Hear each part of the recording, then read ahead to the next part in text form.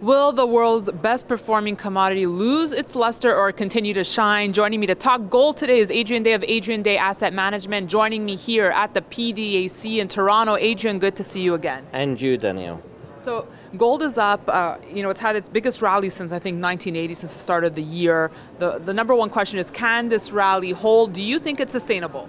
Well, that's a good question because, of course, we always have a rally, not always, but we generally have a rally of some type in the first quarter, and it normally, declines in April, May. And we saw that last year very clearly, a strong spike in January and then, Exactly. losing money for the rest of the year.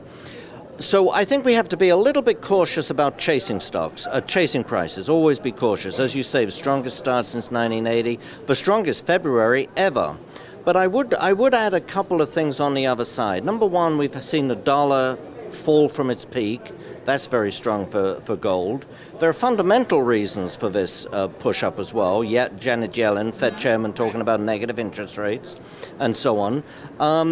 And then also you have the fact that in the past, you've had short covering rallies at the beginning of the year. We haven't seen a short covering rally this year.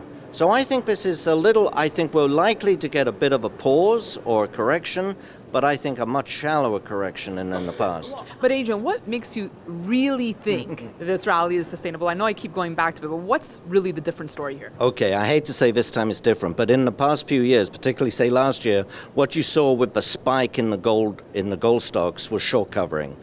It was virtually all short covering, and by the middle of February, the shorts were down to long-term lows. What you've seen this year is different, and it's not just we haven't seen the short covering, we've actually seen the shorts go up on virtually every senior major gold stock, and in GLD, incidentally. Right. Even though you've had inflows to GLD, you've also had the short interest in GLD go up.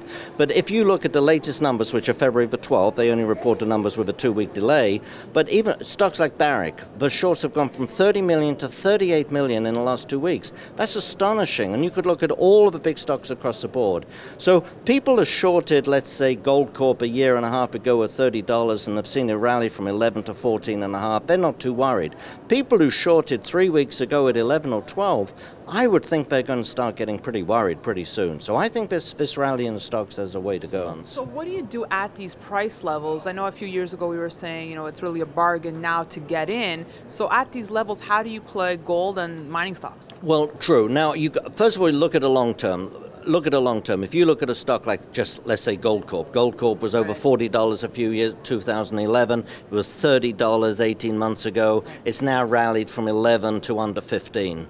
Okay, 11 to 15 is a big rally, but in the context of a decline from $40 and $30, that's still on a price level, that's still cheap.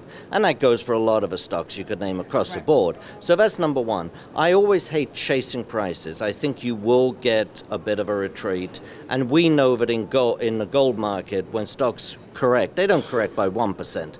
They correct by 5, 10, 15%. So I'm generally urging the people, hold on to what you've got, but be cautious about adding. You also caution to look at the corporate balance sheets of these companies, because often when we have a gold rally, companies, with the highest debt and highest cost of production will all of a sudden see their stock rally, 30, 40, 50%, which can be extremely misleading.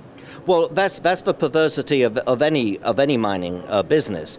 And it stands to reason, if you think about it, when the price moves up sharply, companies with the highest debt and companies with the highest cost mines go up the most because they have the most leverage. A $10 move in the price of gold means an awful lot to a company that's mining at $1,200. It doesn't mean an awful lot to the company that's mining at $600, for example. And so we've just seen this year, Harmony Gold, for example, and I'm not saying it's a bad company, I'm just saying it's got a lot of debt and not particularly low-cost mines, but that stock's up over 120% this year.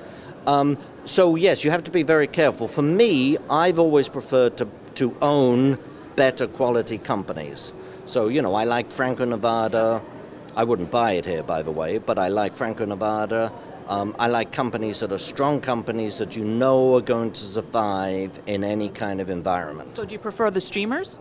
I like the streamers and the royalty companies, yes, but they are expensive. Well, Royal Gold is probably not expensive now because that had that exaggerated decline based on concerns about Mount Milligan and also the rub-off from the Rubicon fiasco. Franco's a little expensive now. Royal Gold is I still think good value, even though it's doubled this year, from 25 to 50 whatever, 49.90.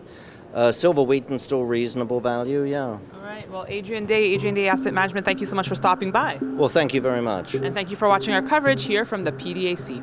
Thanks.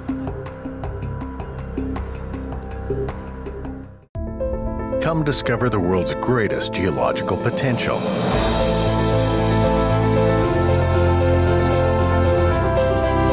Our potential is your opportunity.